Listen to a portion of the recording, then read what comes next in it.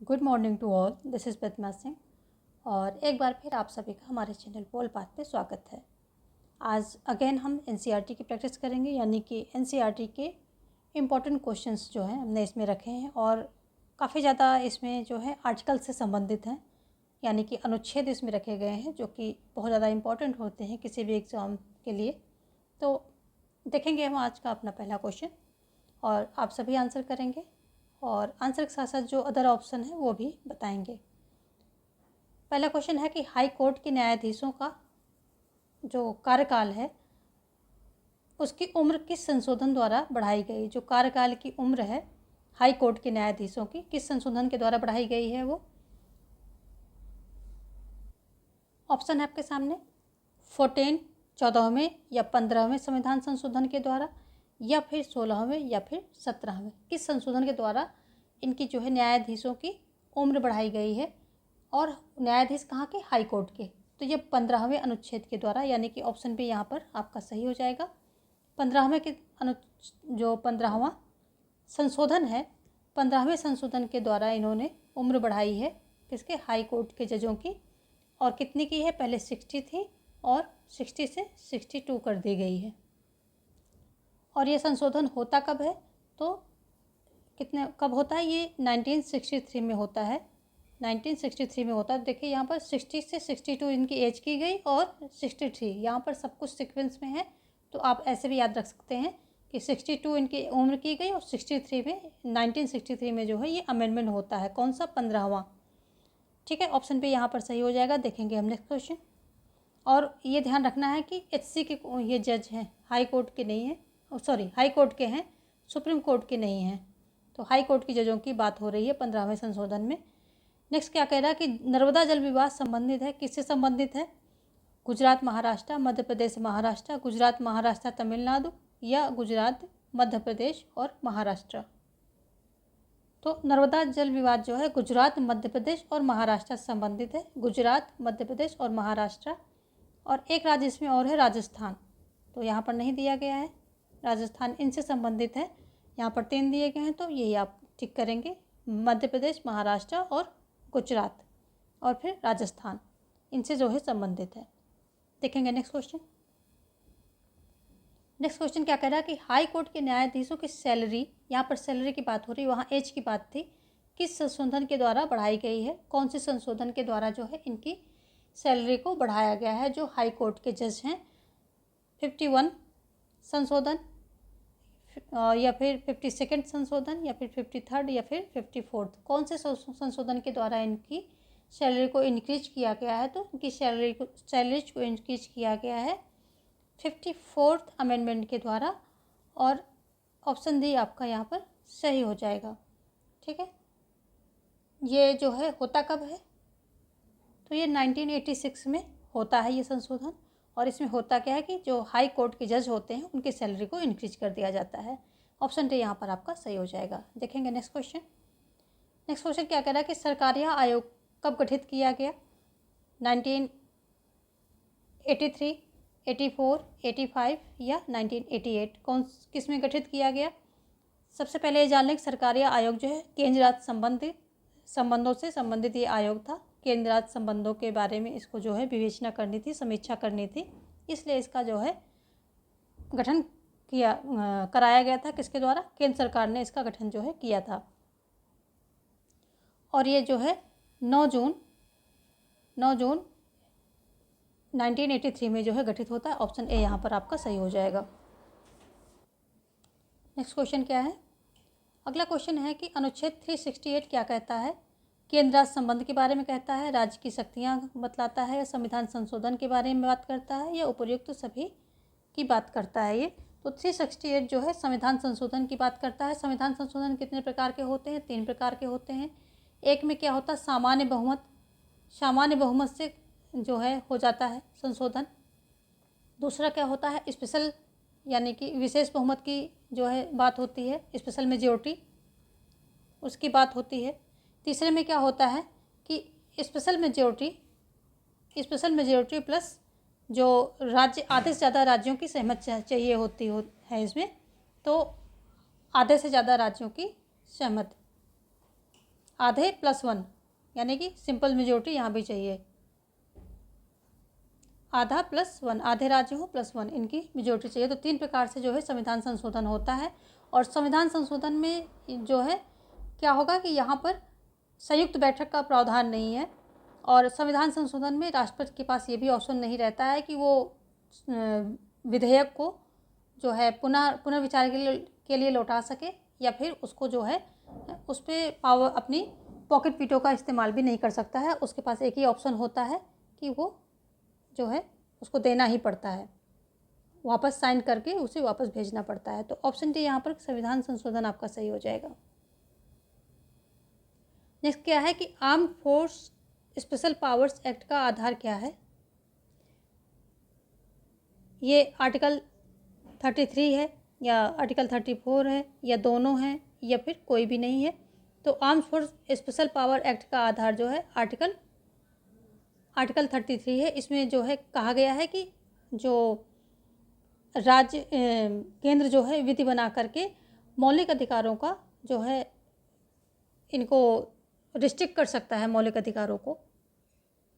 और आर्टिकल जो 34 क्या कहता है कि ये कि इसके अंतर्गत जो है क्या संसद विधि बना करके विधि बना सकेगी, ताकि ये आर्म्स फोर्स को कुछ अधिकार प्रोवाइड कर सके, ताकि वो जहाँ पर भी उपद्रव दंगा ऐसा कुछ हो रहा है तो उनके जो भी वो कार्यवाही करते हैं तो उनको सुरक्षा प्रदान कर सके, उनको कुछ अधिकार प्रदान कर सके वो कार्यवाही करने के लिए। तो और आर्टिकल 34 क्या कहता है कि ये जो है मौलिक अधिकार पे पाबंदी लग सकती है, जहाँ पर मार्शल लॉ वगैरह लागू किया जाएगा वहाँ पर पाबंदी लगाई जा सकती है, आर्टिकल 34 ये कहता है। तो वैसे इनका काफ़ी विस्तृत रूप है, बट संक्षेप में यही कहते हैं दोनों। देखेंगे नेक्स्ट क्वेश्चन। अगला क्वेश्चन कह रहा है कि 77वां जो संशोधन है किस वर्ष लागू हुआ था? 1994 में, 1995 में, या 1996 में, या फिर 1997 में? तो जो 77वां ये संशोधन था ये 1996 में जो है लागू हो जाता है। ऑप्शन सी यहाँ पर सही हो जाएगा। और इसका जो है अनुच्छेद 16(4) के ए में इसका वर्णन है। जो अनुच्छेद 16 है इसका 16(4) के सबसेक्शन ए में जो है इसका वर्णन किया जाता है। ST SC से संबंधित है ये। किससे?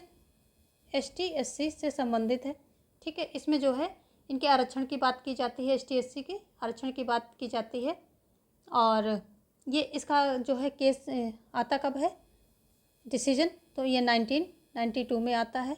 ठीक है, और ये इंदिरा साहनी केस से संबंधित है। डिसीजन जो है ये इंदिरा साहनी केस इससे संबंधित है। और इसमें है क्या? तो इसमें जो है रिजर्वेशन है। क्या है? रिजर्वेशन की बात की गई है। ST SC की रिजर्वेशन की बात की गई है।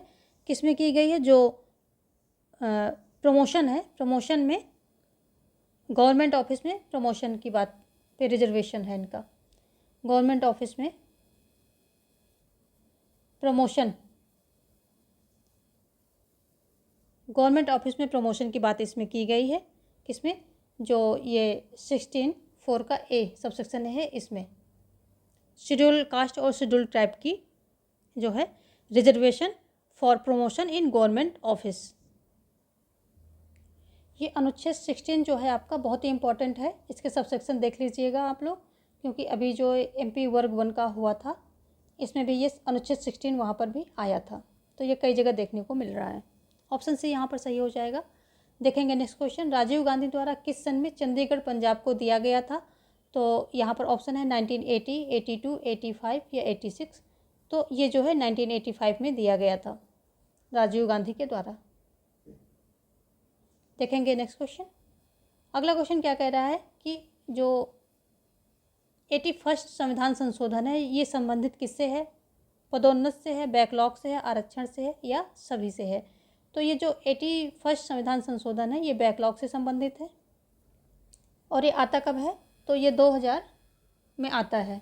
ठीक है, 2000 में आता है। बैकलॉग संबंधित है, यानी कि जो एक साल में, यानी कि जैसे इस साल जो इनकी सीटें हैं अगर वो नहीं भर पाएंगी तो क्या होगा कि अगले साल वो भरी जाएंगी, लेकिन अगले साल का जो इनका जो भी कोटा होगा उसमें इंक्लूड नहीं होंगी, वो कोटा अलग रहेगा। प्लस इनका बैकलॉग जो बचा हुआ होगा, वो सीटें अगर 50 सीटें वहाँ बची हुई हैं तो 50 सीटें अलग से उनकी भरपाई की जाएगी, और जो इनका कोटा होगा तो वो अलग जो है उसकी क्या है, अलग भरपाई की जाएगी।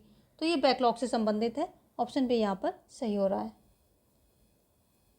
देखेंगे नेक्स्ट क्वेश्चन क्या कह रहा है कि 1989 में किस समिति ने स्थानीय सरकार को संवैधानिक दर्जा देने की सिफारिश की थी? सिंघवी ने, पीके थुंगन ने, मेहता ने समिति ने, या फिर स्वर्ण सिंह समिति ने? तो देखो 1989 जो है, इसमें जो है पीके थुंगन ने इनको सुझाया था कि आप जो है स्थानीय सरकार को संवैधानिक दर्जा दीजिए, जबकि सबसे पहले जो सिंघवी समिति ने ये सिफारिश की थी या ये रिकमेंडेशन दिया था कि स्थानीय सरकार को संवैधानिक दर्जा देने के बाद ही उसकी जो है हालत में सुधार हो पाएगा। तो ये जो सिंघवी समिति ने कब दिया था? 1986 में दिया था इसको, और फिर 1992 में जो है ये तो लागू ही हो जाता है सारा कुछ। 73rd amendment, 74th amendment panchayat नगर पालिकाओं के लिए होते हैं और सब कुछ लागू कर दिया जाता है। देखेंगे नेक्स्ट क्वेश्चन।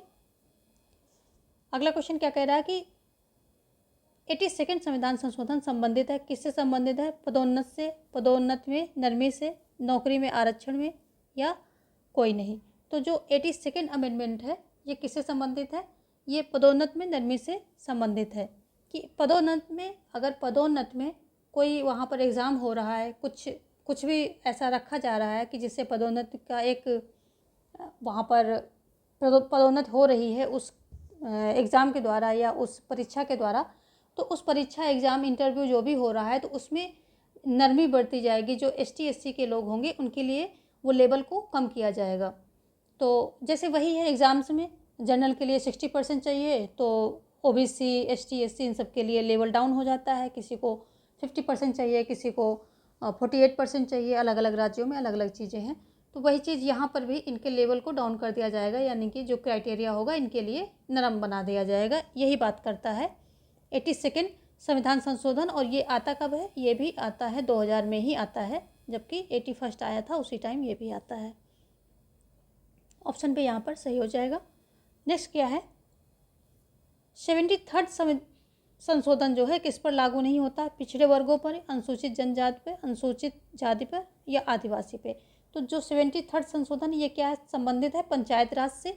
पंचायत राज से संबंधित है। 11वीं अनुसूची जो है में इसका जो है प्रावधान दिए गए हैं, पंचायत राज के सारी चीज़ें बताई गई हैं। और ये जो है 24 अप्रैल 1993 से पूरे देश में लागू हो जाता है, लेकिन आदिवासियों पर ये लागू नहीं होता है। आदिवासियों के लिए अलग से नियम बनाया जाता है। तो ये जो है आदिवासियों पर लागू नहीं होगा। इनका जो एक्ट आता है ये 1996 में आता है। 1996 में इनके लिए अलग से पंचायत संबंधी एक्ट बनाया जाता है, तो वो आदिवासियों के क्षेत्रों में लागू होता है। देखेंगे नेक्स्ट क्वेश्चन। अगला क्वेश्चन क्या है कि शिक्षा का अधिकार किस संशोधन के तहत दिया गया है? तो किसके तहत दिया गया है ये? 81st या 82nd संशोधन, या 84th संशोधन, या 86th संशोधन?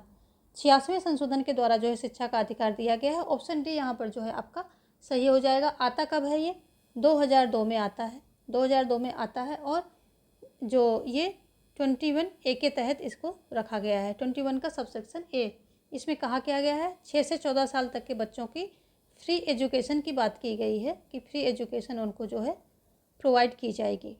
ठीक है, आर्टिकल 21A में ये किया गया है। ये एक मौलिक अधिकार है, ये भी जान लीजिए कि मौलिक अधिकार है। आर्टिकल 21A के तहत जो अधिकार है शिक्षा का, ये एक मौलिक अधिकार है। चलिए देखेंगे नेक्स्ट क्वेश्चन। अगला क्वेश्चन है संविधान को 11वीं अनुसूची में कितने विषय दिए गए हैं? तो 11वीं अनुसूची किससे संबंधित है? ये पंचायत व्यवस्था से संबंधित है। और पंचायत व्यवस्था को कितने विषय रखे गए हैं इस 11वीं अनुसूची में? तो 29 सब्जेक्ट रखे गए हैं 11वीं अनुसूची में। ऑप्शन जो है सी यहाँ पर सही है। नेक्स्ट देखेंगे कि GST किस संशोधन के तहत आया था?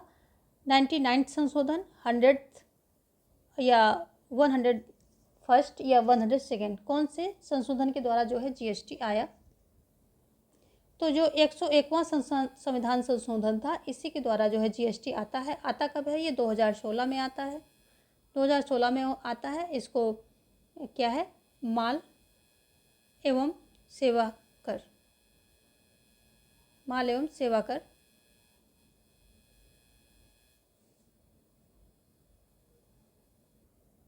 गुड्स एंड सर्विस टैक्स भी बोलते हैं। ठीक है, माल एवं सेवा कर इसे बोलते हैं। चलिए देखेंगे नेक्स्ट क्वेश्चन। यहाँ पर ऑप्शन सी जो है सही है। अगला क्वेश्चन क्या कह रहा है कि राज्य सरकार वित्त आयोग कितने साल में नियुक्त करती है? 4 साल में, 5 साल में, 6 साल में या फिर 3 साल में? तो राज्य आयोग जो है वित्त आयोग 5 साल में नियुक्त करती है। तो ऑप्शन बी यहाँ पर सही हो जाएगा, 5 साल में। किसके द्वारा? राज्यपाल के द्वारा जो है ये नियुक्त किया जाता है। राज्यपाल के द्वारा, संबंधित राज्य के राज्यपाल द्वारा इसको नियुक्त किया जाता है। हर 5 साल में ये नियुक्त होता है। ठीक है, चलिए देखेंगे नेक्स्ट क्वेश्चन। अगला क्वेश्चन क्या कह रहा है कि लोकसभा में आंग्ल भारतीयों का मनोनयन समाप्त किया गया किस संवैधानिक संशोधन के द्वारा? 101, 102, 103 या 104 के तहत? किस संशोधन के तहत? संशोधन कर लेते हैं यहाँ पर। किस संशोधन के तहत जो है ये आंग्ल भारतीयों का जो मनोनयन था लोकसभा में और विधानसभाओं में, ये ख़त्म किया गया है? तो ये 104वां संशोधन था, इसी के तहत ख़त्म किया गया है इसको। ऑप्शन डी यहाँ पर सही हो जाएगा। आता कब है ये? 2019 में ये लाया जाता है। और इसके अंतर्गत जो लोकसभा तथा विधानसभा में जो ये आंग्ल भारतीय होते हैं, आंग्ल भारतीयों का इनका मनोनयन समाप्त हो जाता है। और क्या होता है इसमें कि ये 25 जनवरी से जो है लागू हो जाता है। 25 जनवरी 2020 से ये लागू भी हो जाता है। तो अब आंग्ल भारतीयों का मनोनयन जो 19 में हो गए वो हो गए, अब आगे इनका मनोनयन नहीं होगा, समाप्त कर दिया गया है। देखिए 104 तो ये कहता है, 104 में 2 सेक्शन है। 104 का जो है सब सेक्शन जो है ये कहता है, ठीक है, कि लोकसभा विधानसभा में इनका मनोनयन समाप्त। बी क्या, और अगर बात आ जाए बी, तो ये ST SC के आरक्षण को 10 साल के लिए इसमें बढ़ाया गया था। इसका जो सेकंड पार्ट है बी, तो उसमें ST SC के आरक्षण को 10 साल के लिए, 10 वर्ष के लिए बढ़ा दिया गया था, जो कि स्वतंत्रता से अभी तक हर 10 सालों में होता आया है। ये कोई नई बात नहीं है, लेकिन ये 2004 में इसी में जो है खंड बी में, सब सेक्शन बी में बढ़ाया है, ये काम किया गया है संशोधन। तो ये क्या होता है, एक जो है ये हर 10 साल में होता ही होता है। स्वतंत्रता के जब हमारा संविधान बना था उस समय जो है 10 साल की बात हुई थी, लेकिन अब हर 10 साल जो है बढ़ता जा रहा है। तो हर 10 साल में इसको बढ़ा दिया जाता है। ऑप्शन ए में जो है सब सेक्शन ए में ये बात कही गई थी, बी में ये कही गई थी। देखेंगे नेक्स्ट क्वेश्चन क्या कह रहा है कि 74वां संशोधन किससे संबंधित है? आदिवासियों से, पंचायतों से, नगर पालिकाओं से या राज्य वित्त आयोग से? तो 74वां संशोधन जो है ये नगर पालिकाओं से संबंधित है। 73rd जो है किससे संबंधित था? पंचायत से, हमने अभी भी बात की। 74 लागू कब होता है? देखिए ये अभी जो है एक एग्ज़ाम में आया था, कौन सा, किस में हमने दिया था ये MP सेट में दिया था। तो सीधा ऐसे क्वेश्चन आया था कि कब लागू हुआ, 1 जून, ऐसी डेट दी हुई थी, 1 जून, 4 जून, अप्रैल, ऐसे करके। तो ये जो है 1 जून 1993 में 1993 में जो है ये लागू होता है। 1993 में 74वां संविधान संशोधन, ठीक है। संबंधित किससे है? नगर पालिकाओं से। विषय कितने हैं? 18। सूची कौन सी है? 12वीं। विषय किसमें इतने? विषय जो है 18 है, और जो इसकी अनुसूची है वो 12वीं है। 12वीं अनुसूची में इसका प्रावधान दिया गया है सारी चीज़ों का, ठीक है। नगर पालिकाओं से संबंधित सारी बातें हैं। ये लागू की डेट है, लागू की, ठीक है, लागू हो गया था, इसमें अस्तित्व में आ गया था नगर पालिका। तो ये डेट आप पक्का याद रखेंगे। और 1992 में ये दोनों संशोधन होते हैं, ये भी ध्यान रखेंगे कि संशोधन की डेट क्या है। संशोधन की डेट है 1992। लागू होने की डेट है 1 जून 1993। पंचायत राज की 24 अप्रैल 1993। नेक्स्ट क्वेश्चन क्या है कि संविधान की कार्य प्रणाली की समीक्षा करने के लिए राष्ट्रीय आयोग की स्थापना कब की गई? 2000 में, 2001 में, 2002 में या फिर 2004 में? तो जो संविधान की कार्य प्रणाली की जो समीक्षा करने के लिए ये 2000 में इसकी स्थापना की जाती है और NCRWC के नाम से भी इसको जानते हैं कि National Committee of Review of Working Constitution, National Council to Review of Working Constitution, ये इसका फुल फॉर्म है। तो NCRWC भी इसको जानते हैं, उस नाम से भी इसको जाना जाता है, NCRWC इसके नाम से जाना जाता है। रिपोर्ट कब आ जाती है इनकी? 2002 में जो है ये रिपोर्ट दे देते हैं। 2002 में रिपोर्ट ये दे देते हैं। अध्यक्ष कौन होता है? तो वेंकट चलैया जो है अध्यक्ष होते हैं। इसके अध्यक्ष की बात करें तो वेंकट चलैया इसके जो है अध्यक्ष होते हैं। ऑप्शन ए यहाँ पर राइट है। नेक्स्ट क्या है? शहरी क्षेत्र की परिभाषा क्या है? कम से कम 5000 जनसंख्या हो और 75% जो हैं रोजगार पुरुषों के हों और उपरोक्त सभी कोई नहीं। तो इसमें जो है उपरोक्त सभी ऑप्शन सी हो जाएगा। यही इसका जो है क्राइटेरिया है शहरी क्षेत्र का। क्यों यहाँ पर क्या है, दोनों ही सही हैं। जो कोई बस्ती होगी जो शहरी क्षेत्र के अंतर्गत आएगी, अगर उसको शहरी क्षेत्र की क्राइटेरिया में रखा जाएगा तो उसकी जनसंख्या कम से कम 5000 होनी चाहिए या इससे अधिक हो, कम से कम 5000 हो। और दूसरा क्या है, 75% जो है रोजगार पुरुष कर रहे हों जो खेती संबंधित ना हो, खेती से अलग हो। और प्लस दूसरा क्राइटेरिया क्या है कि पुरुष हों, महिलाओं की यहाँ पर गिनती नहीं है। जो 75% पुरुष हों वो खेती से अलग व्यवसाय कर रहे हों।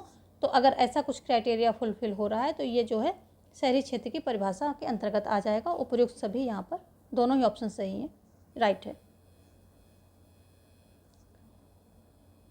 नेक्स्ट क्वेश्चन क्या कह रहा है कि 43rd जो संशोधन कब किया गया? जो 43rd संशोधन है ये कब किया गया है?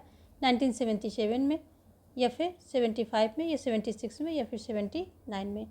तो जो 43rd अमेंडमेंट है ये यहाँ पर ऑप्शन ए 1977 में जो है किया गया है। इस अमेंडमेंट में होता क्या है? जो 42nd, एक तो ये जनता पार्टी जब केंद्र में आती है इमरजेंसी के बाद, उसके द्वारा किया गया था, ठीक है। 1977 में होता है। इसमें क्या होता है कि 6 लोगों का जो इमरजेंसी के दौरान 42nd अमेंडमेंट के द्वारा बहुत ज़्यादा चेंजेस किए गए थे, तो उसके 6 लेखों को निरस्त किया गया था इसमें, ठीक है। 6 लेखों को निरस्त गया था और जो अलोकतांत्रिक चीज़ें थी उनको बाहर करके और लोकतंत्र को स्थापित रीस्टोर करने का इसमें काम किया गया था। और जो 42nd अमेंडमेंट है उसमें बहुत ज़्यादा चेंजेस किए गए थे, तो उसे लघु संविधान कहा जाता है। और इसी अमेंडमेंट के द्वारा संविधान की प्रस्तावना में भी चेंजेस किए गए थे, जो कि अभी तक सिर्फ एक ही बार हुआ है और वो भी इसी में 42nd में ही हुआ था, ठीक है। देखेंगे यहाँ पर ऑप्शन ए आपका राइट है। नेक्स्ट क्या है? 39th संशोधन का कारण क्या था? इलाहाबाद उच्च न्यायालय का निर्णय, न्यायाधीशों की नियुक्ति, उपयुक्त दोनों, कोई नहीं। तो जो 39th संशोधन था ये ऑप्शन ए यहाँ पर सही हो जाएगा। इलाहाबाद उच्च न्यायालय का निर्णय ही इसका कारण था। इस निर्णय में क्या होता है कि जो एक राजनारायण थे, समाजवादी नेता, उन्होंने याचिका दायर की इस न्यायालय में कि इंदिरा गांधी ने जो है 1971 के जो चुनाव हुए हैं उसमें सरकारी रिसोर्सेज, अधिकारियों, इन सब का यूज किया है चुनाव के प्रचार प्रसार में और दूसरी चीज़ों में। तो इन्होंने इस चीज़ को सही पाया न्यायालय ने और बोला कि इंदिरा जी का जो ये चुनाव निर्वाचन है ये अवैध हो गया। उसके बाद इसी के तहत जो है इन्होंने ये 39 संशोधन फटाफट लाती हैं। और इसमें ये कहती क्या है, इस संशोधन में क्या प्रावधान किए गए वो आप सुनेंगे कि राष्ट्रपति, उपराष्ट्रपति, लोकसभा अध्यक्ष और प्रधानमंत्री, इन सबसे संबंधित जो विवाद होंगे वो न्यायपालिका से बाहर कर दिया जाए, यानी कि न्यायपालिका उनमें हस्तक्षेप नहीं करेगी। और इनके संबंधित जो विवाद होंगे उनको संसद की जो अपने अधिनियम नियम होते हैं उनके द्वारा निपटा लिया जाएगा। ये बात की गई थी। तो इसमें कौन कौन किसको किसको शामिल किया गया था? राष्ट्रपति को, उपराष्ट्रपति को, ठीक है, और कौन था? लोकसभा अध्यक्ष था, इसमें अध्यक्ष था, 3 हो गए, और चौथे थे प्रधानमंत्री यानी कि पीएम। इतने लोगों को कहा गया था कि इनसे संबंधित विवादों को न्यायपालिका से दूर रखा जाएगा और संसद इसको निपटा लेगी। तो ये बात जो है, क्योंकि इनमें जो है ये इलाहाबाद उच्च न्यायालय से ये केस फिर सुप्रीम कोर्ट में चला गया था, और इनकी जो है सांसद का एक प्रकार से ये जो है अवैध घोषित सुप्रीम कोर्ट में भी होने वाला था। काफ़ी सारी चीज़ों पर रोक लगा दी गई थी, उसमें जो है इन्होंने ये संशोधन करके ये चीज़ें की गई थी इनके द्वारा। नेक्स्ट क्वेश्चन क्या कह रहा है कि आदिवासी क्षेत्रों में पंचायत गठन के लिए अधिनियम कब पारित हुआ? तो इसकी अभी हमने बात की थी थोड़ी देर पहले, 1996 में जो है ये अधिनियम पारित होता है। ऑप्शन सी यहाँ पर आपका सही हो जाएगा, क्योंकि इसमें जो 73 का पंचायत अधिनियम है उसको यहाँ पर आदिवासी क्षेत्रों में लागू नहीं किया गया था, इसलिए इनके लिए अधिक से अलग से जो है आदिवासी क्षेत्रों के लिए एक्ट बनाया गया था। और इसमें जो है ये आता कब है? 1996 को आता है, और इसके तहत इनके जो अपने ये इनके क्षेत्र के अधिकार हैं वो इनके सुरक्षित रख दिए गए थे, और इनके सुशासन के द्वारा, अपने ही लोगों के सुशासन के द्वारा जो है चीज़ों को मेंटेन करने का काम इनको दिया गया था इस एक्ट के द्वारा। सिंपल भाषा में समझ रहे हैं, अगर संविधान के टर्म में जाएंगे तो बहुत अलग है। ये सिंपल भाषा में हम बता रहे हैं आपको, ताकि आपको समझ में आ जाए सरल शब्दों में। नेक्स्ट क्या है? 61 जो संविधान संशोधन 1989 में आता है, ये किससे संबंधित है? तो शादी की उम्र है, मतदान की उम्र, या चुनाव लड़ने की उम्र से, या सभी से? तो ये मतदान की उम्र से संबंधित है। इसमें जो है 21 से उम्र, मतदान की उम्र जो है 21 थी उसको घटाकर 18 कर दिया गया था। कब किया गया था? 1989 में 61 संविधान संशोधन के द्वारा। अगला क्या कह रहा है कि किस अनुच्छेद में पंचायत के कार्य बताए गए हैं? 243G में, या 243H, 243J, 243P? तो ऑप्शन ए यहाँ पर आपका सही होगा। 243G में जो है पंचायत के कार्य बताए गए हैं। ऑप्शन यहाँ पर ए यहाँ पर आपका सही हो रहा है। नेक्स्ट क्या है? इनमें से कौन सा विधेयक है? सरकारी बिल है, निजी बिल है, साधारण बिल है, उपर्युक्त सभी? तो यहाँ पर ऑप्शन डी आपका सही हो जाएगा, ये सभी हैं। क्योंकि बिल कितने प्रकार के होते हैं? बिल देखिए, तो एक तो होता है रखने के आधार पर, तथ्यों के आधार पर। रखने के आधार पर होता है निजी बिल और सरकारी बिल। तथ्यों के आधार पर होता है साधारण, संविधान संशोधन और वित्त बिल। ये 3 प्रकार के रखने के आधार पर होते हैं। लेकिन उससे भी सिंपल तरीके से हम समझते हैं तो एक तो होता है कि सरकारी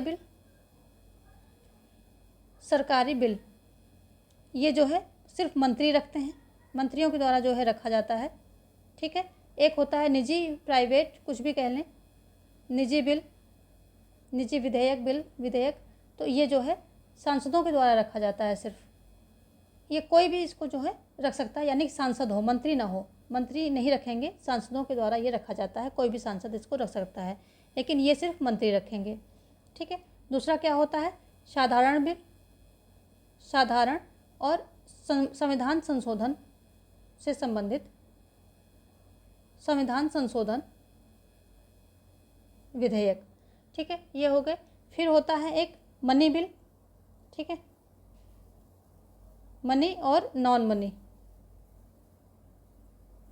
मनी, ये इतने प्रकार के बिल होते हैं। सरकारी, प्राइवेट, साधारण, संविधान संशोधन और मनी बिल और नॉन मनी बिल। नेक्स्ट देखेंगे हम। अगला क्वेश्चन क्या कह रहा है कि लघु विधायिका किसे कहते हैं? संसद, लोकसभा, राज्यसभा, समितियां। तो लोकसभा जो है समितियों को कहा जाता है, क्योंकि ये समितियां ही जो हैं, ये जितने भी विधेयक होते हैं इन सभी को एक जो भी प्रस्ताव दिए जाते हैं कानून बनाने के लिए, तो इनको एक सही रूप देने के लिए कानून तो हस्ताक्षर के बाद बनते हैं, बट उस कानून को एक सही फॉर्म में देने के लिए, ठीक तरह से उसको वहाँ पर मेंटेन करने के लिए, सारी कमियों और उसकी खामियों और खूबियों को देखते हुए उसको एक विधेयक का रूप प्रॉपर रूप देना, प्रॉपर तरीके से तैयार करना, ये इन समितियों का काम होता है। इसीलिए इनको जो है लघु विधायिका कहते हैं। और ये समितियों में सारे स्पेशलिस्ट होते हैं अपने अपने फील्ड के, तो ये कानून को अच्छी तरह बनाते हैं। मंत्री वगैरह बनाएंगे तो उनके पास ना इतनी स्पेशलाइजेशन होती है, ज़रूरी नहीं कि सभी के पास हो, और ना ही इतना टाइम होता है। उसके बाद क्या होता है, संसद में अगर बहस होती है तो वो दूसरी तरफ डाइवर्ट हो जाती है। आप लोगों को ये चीज़ें पता है। तो ये जो है लघु विधायिका काम करती हैं। और जो ये चीज़ें प्रारूप जो तैयार कर देती हैं विधेयक का, लगभग वही प्रारूप जो है इसको स्वीकृत दे दी जाती है नेताओं के द्वारा, मंत्रियों के द्वारा। थोड़ा बहुत अगर फेरबदल करना होता है तो कर लेते हैं, अदरवाइज सेम एज इट जैसा ये देते हैं वैसे ही ये विधेयक आगे जो है बढ़ जाता है। देखेंगे नेक्स्ट क्वेश्चन। अभी हम नेक्स्ट क्वेश्चन क्या कह रहा है कि विचार एवं अभिव्यक्ति की स्वतंत्रता किस अनुच्छेद के तहत दी गई है। तो ये अनुच्छेद 19 में दी गई है। 19 में कितने प्रकार की, 19 के 1 में, 19(1) में कितने प्रकार की स्वतंत्रता दी गई है, 6 प्रकार की। 6 प्रकार की स्वतंत्रता आपको दी जाती हैं, जैसे कि A, B, C, D, E, F और G यहीं तक दी जाती हैं। तो ये ए में क्या होगा, अभिव्यक्ति की स्वतंत्रता हो जाएगी आपकी, वाक विचार अभिव्यक्ति की हो जाएगी, ठीक है। और बी में क्या हो जाएगी, शांतिपूर्ण सम्मेलन की बात यहाँ की गई है, शांतिपूर्ण सम्मेलन। फिर सी में आप जो है संघ, समूह, समिति बना सकते हैं, ठीक है। डी में क्या करेंगे, डी में आपको जो है अबाध भ्रमण की, पूरे भारत में अबाध भ्रमण की स्वतंत्रता दी गई है, ठीक है। तो यहाँ भ्रमण लिखेंगे हम शॉर्ट में। ई में क्या कहा जाता है कि निवास, पूरे भारत में कहीं पर भी निवास की स्वतंत्रता दी गई है। एफ में जो है आपका क्या है, ये संपत्ति का अधिकार था जो कि अब नहीं है। जी में क्या होता है कि व्यापार, कोई भी व्यापार करने की आपको स्वतंत्रता दी जाती है, ठीक है। तो ये बात हो गई। अब इसको समझेंगे एक ट्रिक से कि पहले हमने बातचीत की, अपने विचार विमर्श किए, फिर हमने एक सम्मेलन किया, ठीक है। उसके बाद सम्मेलन करने के बाद हमने ग्रुप बनाया, ग्रुप बना के भारत भ्रमण पर निकल गए। जहाँ अच्छा लगा वहीं हम निवास करने लग गए। और निवास करने के लिए नई जगह पे हमें कोई धन तो देता नहीं, तो इसलिए हमें व्यापार करना पड़ा। तो जी पर जो है आपको व्यापार हो जाएगा। एफ भी इसी में आ जाएगा ताकि आप इसको एलिमिनेट कर सकें। तो एफ में क्या है, संपत्ति जो है हमें कोई देगा नहीं, नई जगह में धन हमें कोई देगा नहीं, नए लोग होंगे तो हमें व्यापार जो है करना पड़ेगा। इस ट्रिक से आप जो है इनका सीक्वेंस याद करेंगे तो कभी भी भूलेंगे नहीं, और कभी भी इसमें आपके आंसर जो है गलत नहीं होंगे। देखेंगे नेक्स्ट क्वेश्चन, यहाँ पर जो है बी ऑप्शन आपका राइट हो रहा है। नेक्स्ट क्वेश्चन क्या कह रहा है कि वन एवं वन जीवों को किस अनुच्छेद में संघ सूची से हटाकर समवर्ती में रखा गया है, यानी किस अनुच्छेद में रखा गया है, संघ सूची से हटाकर समवर्ती में रखा गया है। तो यहाँ पर 2 क्वेश्चन आपको मिलेंगे कि अगर पूछ ले कि जो ये वन एवं वन जीवों को किस सूची से हटाकर और किस सूची में रखा गया है, तो ये समवर्ती में रखा गया है। हटाया कहाँ से, संघ सूची से हटाया गया। पहला क्वेश्चन ये हुआ। दूसरा हो रहा है कि किस अनुच्छेद द्वारा, तो ये 38A, सीधा आंसर पर आते हैं। 38A के द्वारा जो है 38A में इसको जो है रखा गया है, अनुच्छेद 38A।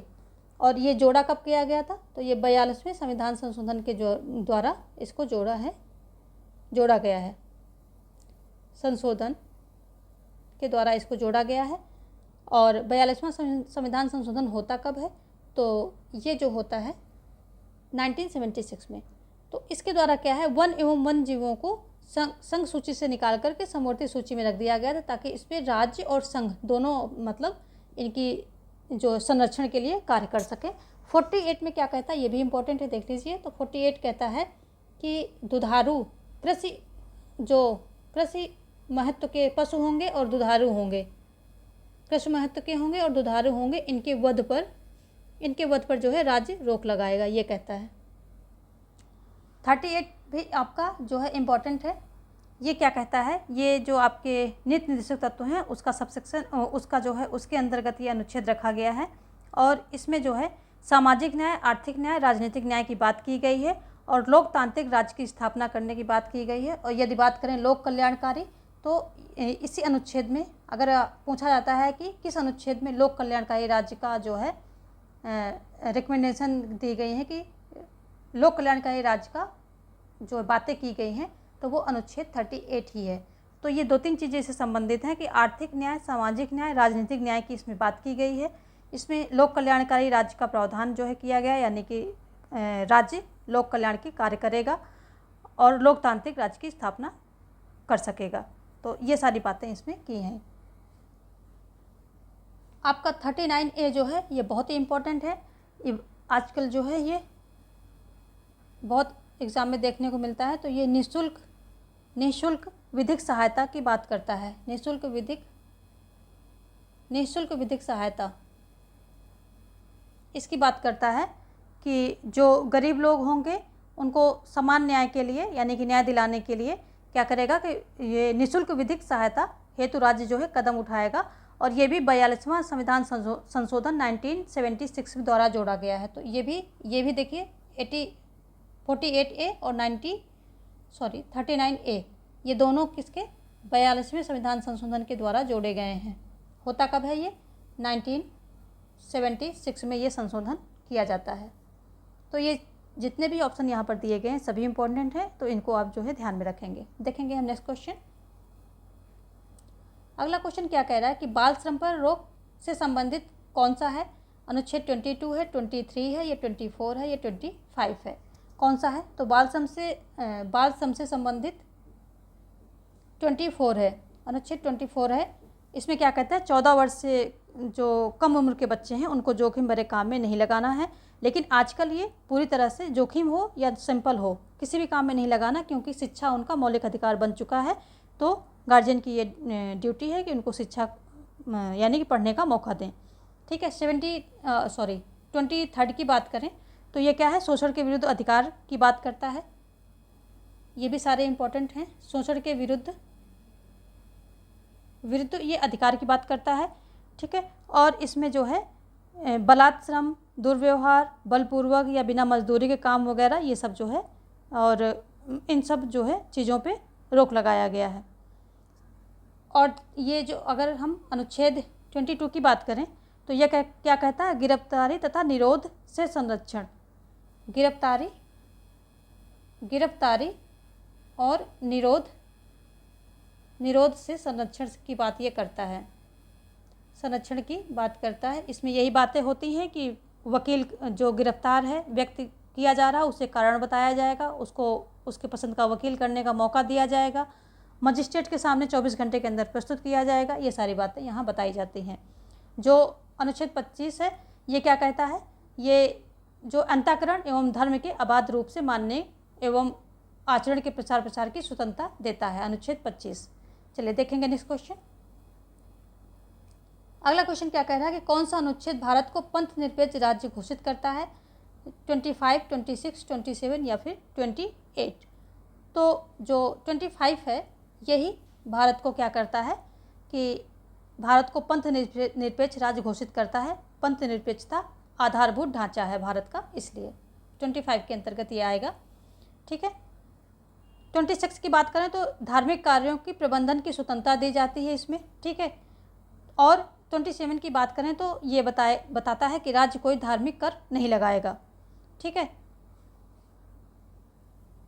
और 28 क्या कहता है, 28 कहता है कि राज्य द्वारा स्थापित या राज्य निधि से सहायता पाने वाली किसी भी शिक्षण संस्था में कोई धार्मिक शिक्षा नहीं दी जाएगी, सिवाय उन संस्थाओं को छोड़कर जिनकी स्थापना ही मतलब धार्मिक शिक्षा देने किया गया है, जैसे कि मदरसा या फिर संस्कृत का जो विश्वविद्यालय होते हैं, इन सबको छोड़ करके बाकी किसी में भी जो है धार्मिक शिक्षा अलग से नहीं दी जाएगी। जो सामान्य कॉलेज हैं, सामान्य संस्थाएं हैं, उनकी बात हो रही है।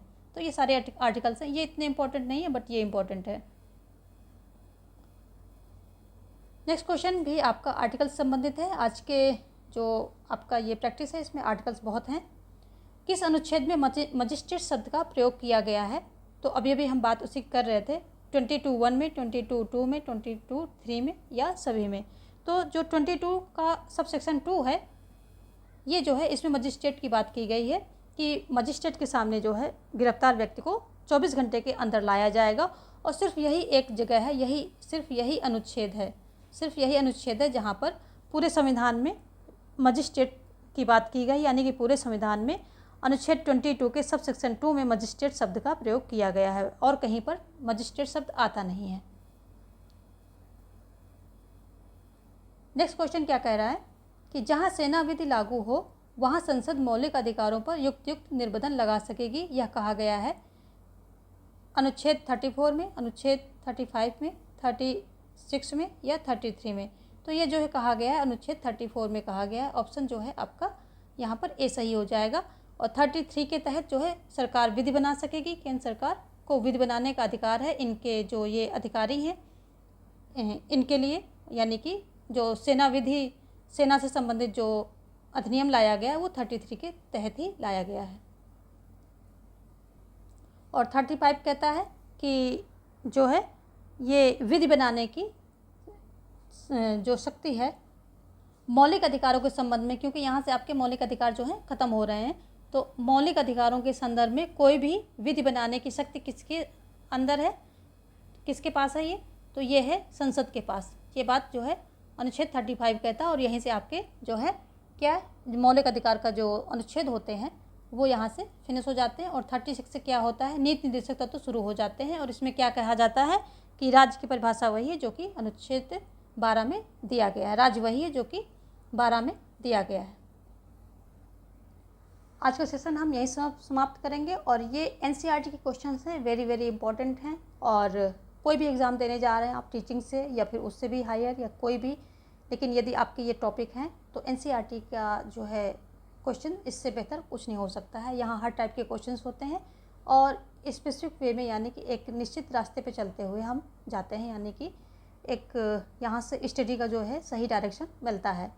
तो ये सभी NCERT के हैं और इसीलिए मैं इनको लेकर के आई हूँ ताकि ये कोई भी एग्ज़ाम है, चाहे बिहार का स्टेट हो या फिर और कोई एग्ज़ाम जो आगे आगे सब आने ही वाले हैं, सभी के लिए इक्वली इम्पॉर्टेंट है। चाहे PGT, TGT, DSSS, even UPSC तक के लिए भी ये इम्पॉर्टेंट हैं क्वेश्चंस सारे NCERT के। तो आज का सेशन यहीं पर समाप्त करेंगे। वीडियो को लाइक करें और शेयर करना बिल्कुल मत भूलें अपने दोस्तों में। सब्सक्राइब नहीं किया है तो कर लें। Thanks for watching. Have a nice day.